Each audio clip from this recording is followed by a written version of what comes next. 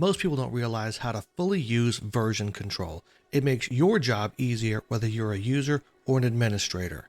Here's 5 reasons why version control is amazing. Stay until the end for some tips that you may not even know about. Number 1, easy automatic backups.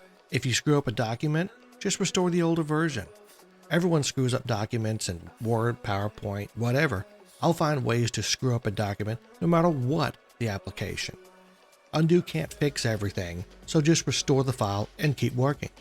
Oh, and this applies to list items too. If someone updates the wrong list item, or maybe you update the wrong list item, just roll it back and continue. Oh, and you can also set the number of versions to keep on that list or library, and SharePoint will automatically delete the oldest versions as necessary. Number 2, restoring files and list items while preserving version history.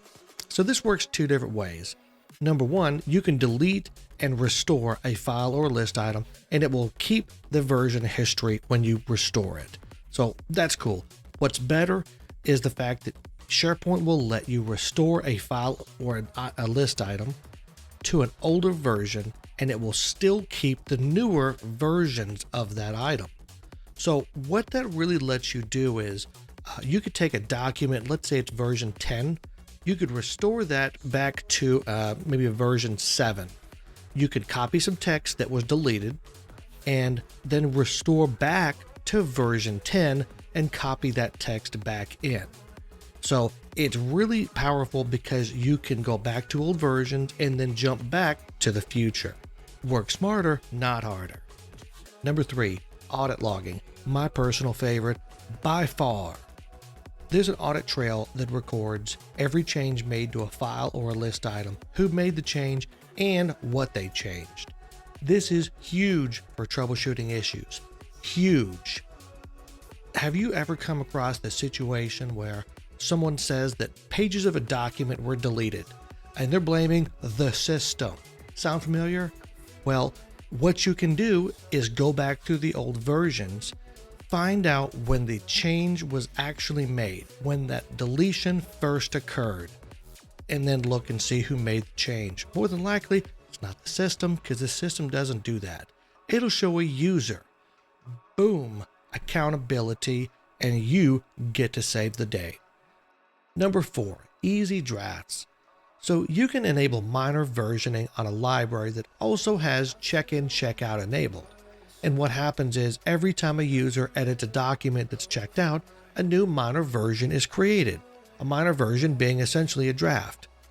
So you can also control who sees those draft files. So maybe a normal user would only see the published version. Meanwhile, your page editors or document editors would be able to still see draft files, and they can work on those. Now take this one step further, and you could introduce workflows with Power Automate to submit and publish draft documents. You've got a full document publishing system right there with those 3 steps. And it is amazing to see. You ought to try this out in a demo environment and show it to your users. I bet you they would like it. Number 5, only one copy of that file exists.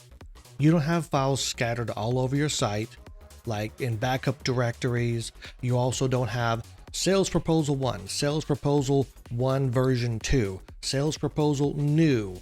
There's one copy and that's it. That means Jimmy over in sales is not going to update the wrong proposal again. So just some random bonus tips that I couldn't fit in earlier in this video. If you've got a list with versioning enabled and these list items have attachments, the attachments are not also versioned. It's just the metadata itself of the list item in that case. Set limits on your versioning so that you're not keeping hundreds of versions, because that's going to increase the amount of storage space that site uses. It's going to ultimately start eating up your tenant storage if you're on SharePoint Online. It's definitely going to start hitting your site quota as far as storage is concerned. So look at the data, make a determination for how many versions you really need to keep on there, and it'll help you in the long run. When it comes to SharePoint on-prem, versioning was always disabled by default, so you had to know to turn it on. With SharePoint Online, anything that you create new will always have versioning turned on, whether it's a list or a library. But if you're migrating content from the on-prem world, be aware that unless you turned it on, it's still going to be off and you'll have to choose to turn it on. I would definitely recommend doing so. After all, you don't get any of these great benefits until you turn it on.